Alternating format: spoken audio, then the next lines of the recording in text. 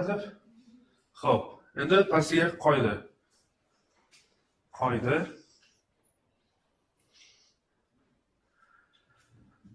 Xo'p, bir xat deb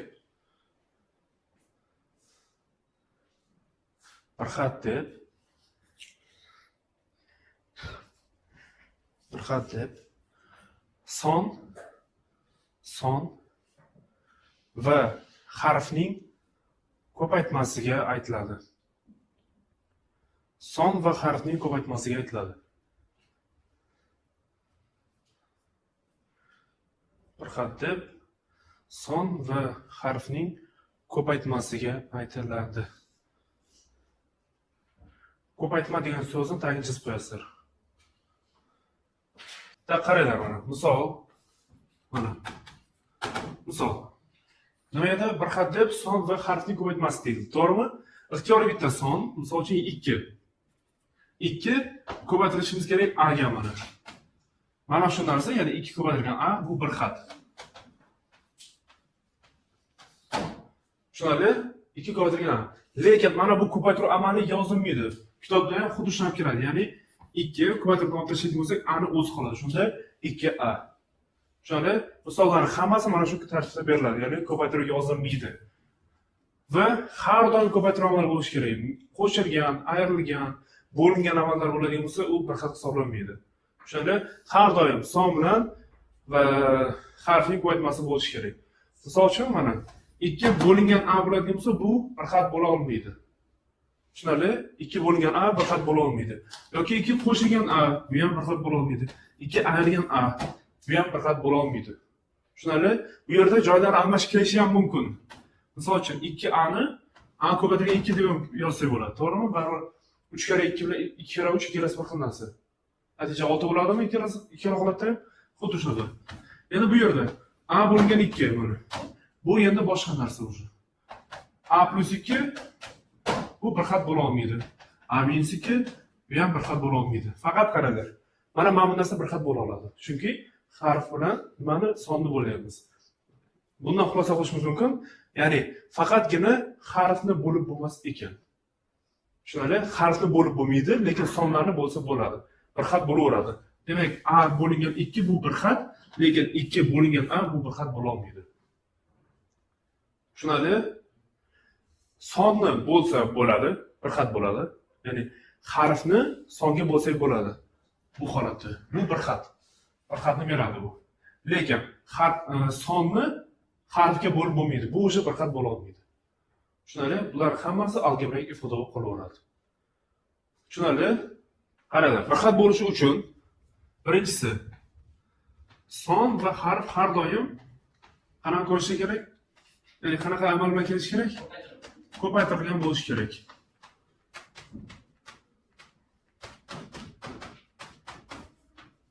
Mana son va harf ko'paytirilsa, ikkinchi hop, yana nima bo'lishi kerak? Ya'ni bir xat bo'lishi uchun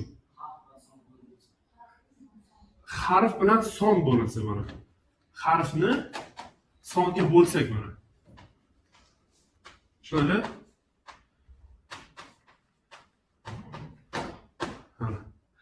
Harfni songa bo'lsak bir xat bo'lishi mumkin. Shunday, joylashgan holatda bo'lmaydi. Ya'ni sonni harfga bo'lib bo'lmaydi, u bir xat bo'lmaydi. Uchinchi holatda qarang, bitta narsa bor yana. Harfni darajasi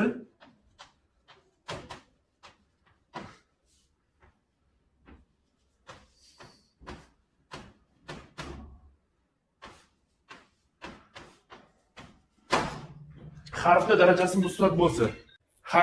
musbat bo'lsa, ya'ni harfni darajasi manfiy bo'lishi mumkin emas. Bir xat bo'lishi uchun. Misol uchun mana qaranglar. Misol.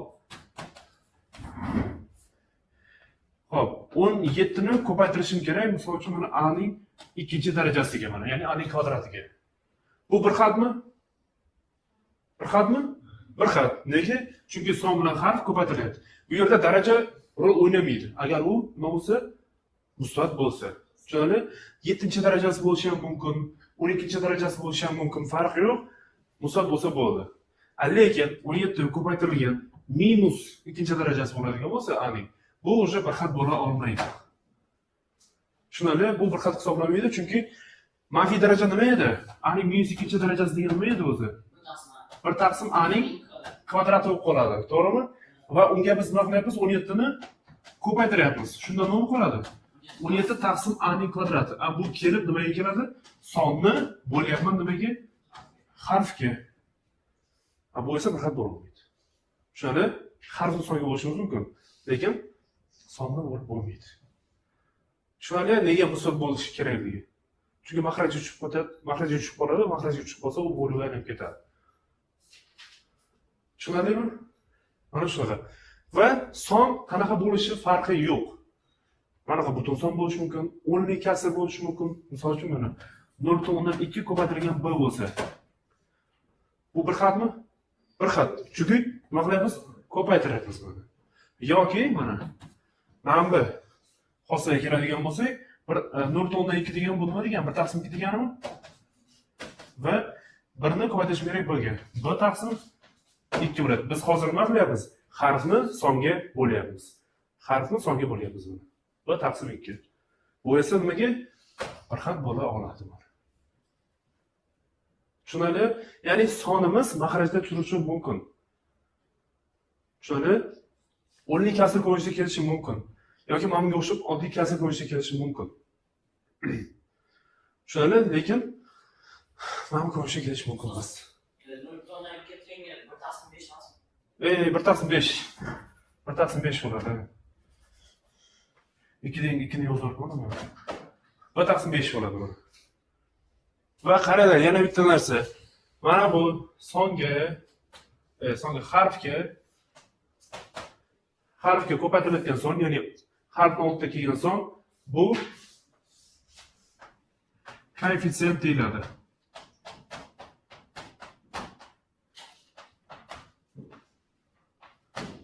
Mana buni ham yozib qo'yasizlar. Mana harfni oldida kelgan son koeffitsient deyiladi mana.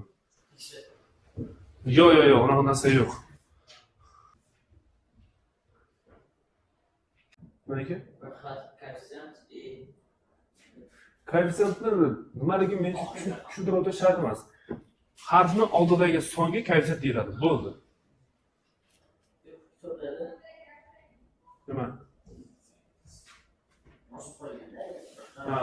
Alohida mavzu berilgan koeffitsiyentni? Yo'q, uni shunday ishga ketaverasiz. Prosta koeffitsiyentlarni topishimiz kerak. Koeffitsiyentlar yig'indisini toping deydi, o'shalarni topishimiz kerak bo'ldi. Qaranglarki, misollar orasida mana bu misol bor ekanda, standart shakliga keltiring deyilgan. Standart shakliga qaranglarmi? Standart shakl nima? Misol uchun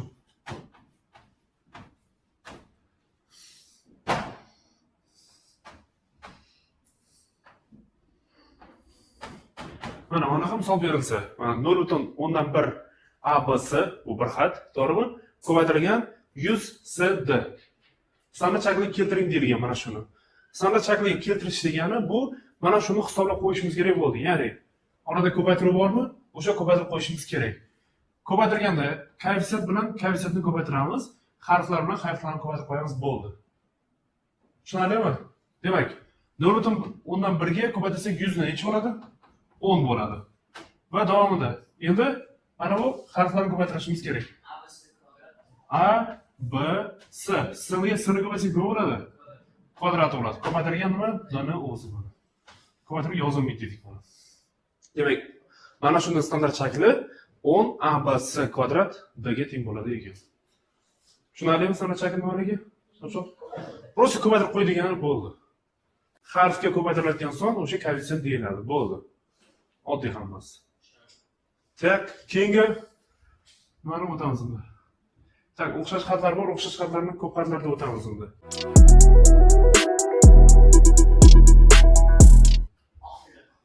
Tak, oxirgi raqamni yozinglar. Oxirgi raqamni topish.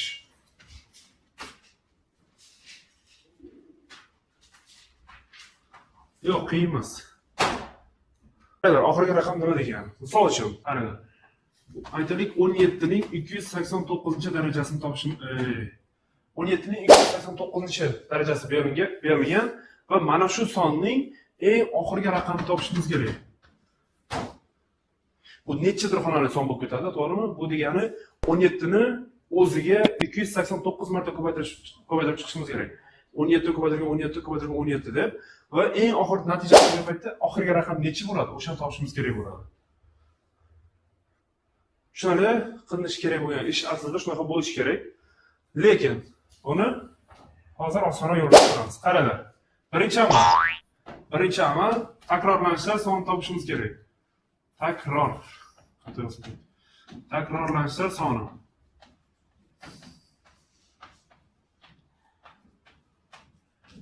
Takrorlanishlar soni topishimiz kerak. Takrorlanishlar soni degani bu 17 darajasini ko'rib chiqishimiz kerak degani.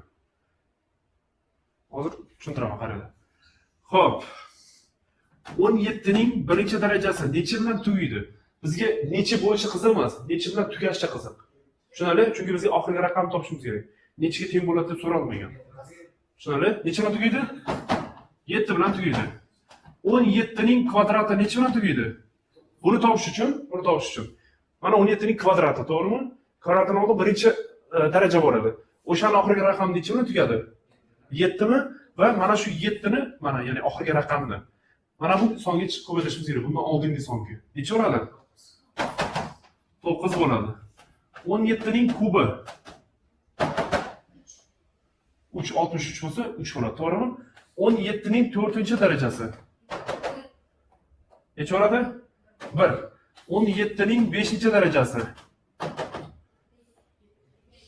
7. Ta qaranglar endi.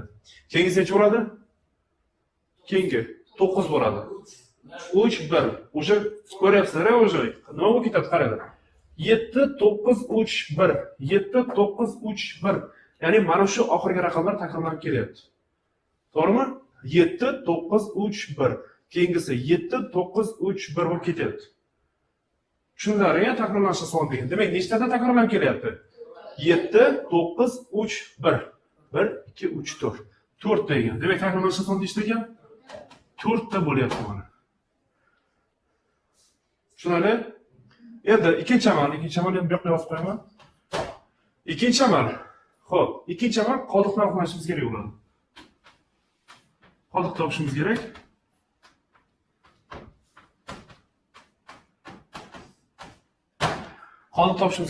Qoldiqni topish uchun bizga berilgan misolning darajasi necha? 289. Mana shu 289 ni takrorlanishlar soniga bo'lishimiz kerak. Nechta takrorlanishlar soni? To'g'rimi? O'sha 4 ga bo'lishimiz kerak bo'ladi mana. Va bo'linsa bo'lindi, bo'linmasa qoldiqni aniqlashimiz kerak. O'zi mana bu ham o'zi shunaqa. Ya'ni ikkinchi amalni o'zi. Tak 7 dan beramiz, 28 bo'ladi. 9 tushadi. 9-da 2 dan bersak 8 bo'ladi. Qoldiq necha? 1. Endi mana shu ikkinchi amal tugatgandan keyin biz mana bu savolga javob beramiz. Ya'ni 17 ning 289-darajasi necha bilan tugashini topishimiz kerak. Va bu mana bu narsaga bog'liq bo'ladi. Ya'ni qoldiqqa bog'liq bo'ladi. Qoldiq necha bo'ldi? 1 ga. Demak, 1 ga teng bo'lsa, 17 ning 289-darajasi mana bu qoldiqqa teng bo'lgan daraja. Qancha daraja bo'lyapti shunda? 1 ga teng bo'lgan daraja. Birinchi daraja bo'ladi, to'g'rimi? Mana shu birinchi darajaga to'g'ri kelyapti mana. Demak, oxirgi raqam necha bo'lyapti bunda? 7. Demak, mana bu sonning ham oxirgi raqami 1 debman. Necha? 7 mi? 7 ga teng bo'lar ekan. Demak, 17 ning 289-darajasi 7 bilan tugaydi ekan. Qoldiq necha bo'lsa, ha, qoldiq necha bo'lsa, misol uchun bu yerda 3 chiqdimi, 3-darajaga borishimiz kerak. 4 chiqdimi, 4-darajaga borishimiz kerak. Tushunarli? Lekin kamdan kam holatlarda 4, 5 chiqishi mumkin. Kamdan kam qoladi u. Ko'pincha ma'nolar chiqadi.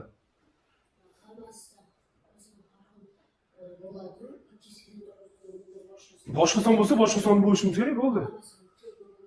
O'sha takrorlanishlar songa bo'lishimiz kerak, ha. Daraja o'zgaraversa, mana bu son, misol uchun, mana bu yerda aytaylik 289 emas, 217 bo'lib tursa, misol uchun, 217 ni nechaga bo'lishimiz kerak? 4 ga bo'lishimiz kerak bo'ladi mana shu. Tushunarli? Tak. Yozib olinglar. Yo'q, qaranglar. Boya aytganimizdek, yana qoldiq qolmasa-chi deydilar, to'g'rimi? Misol uchun necha? Ixtiyoriy bitta son aytinglar.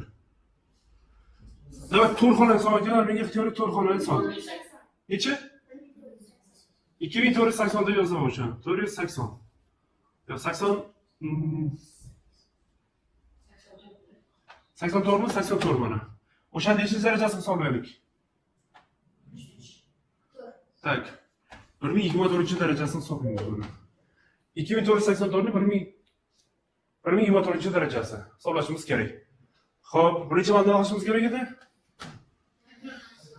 Takrorlanishda son topishimiz kerak. Qaranglar endi. 2484 deyapmiz, to'g'rimi? Bizga oxirgi raqami kerak. Demak, mana shuncha sonni nima qilsak bo'ladi? 4 ning 1424-darajasi deb qo'ysak bo'ladi. Bir xil chiqadi natija. Tushunarli? Baribir 4 ni hisoblashimiz kerak hozir oxirgi raqamni, to'g'rimi? 4 ga ko'tarib ketishimiz kerak. Bu bilan bir xil bo'ladi. Tak, 4 ning birinchi darajasi 4. 4 ning kvadrati ikkinchi darajasi 16. 4 ning kubi 64. O'sha ko'rindi mana. 4 6 4 6 4 6 ketaverar ekan mana shuni. Demak, takrorlanishlar soni nechta ekan? 2 ta bo'lyapti mana. Tak, endi nima qilishimiz kerak? Qoldiqni topishimiz kerak. 2400 yo'q, 2000 emas-ku. 1024 ni nechaga bo'lishimiz kerak? 2 ga bo'lishimiz kerak. Bo'linadimi? Bo'linadi. Nega? Chunki oxiri juft son bo'lyapti. To'g'rimi? Qoldiq nechaga teng bu yoqda? 0 ga teng. Mana, qoldiq qolmadi mana bu yerda. Tushunarli? Demak, qoldiq qolmasa nima qilamiz? Qoldiq qolmasa oxirgi raqam takrorlanishlar soniga teng bo'lgan daraja. Takrorlanishlar soniga teng bo'lgan daraja. Takrorlanishlar soni nechta? 2 ta. Xo'p, o'shanga teng bo'lgan daraja. Qaysi darajaga boramiz shunda? Ikkinchi darajaga boramiz. Necha bilan tugar ekan? 6 bilan tugar ekan. Demak, 4 ning 1024-darajasi 6 bilan tugaydi ekan. Ya'ni 2484 ni 1024-darajasi 6 bilan tugaydi ekan. Tushunarlimi?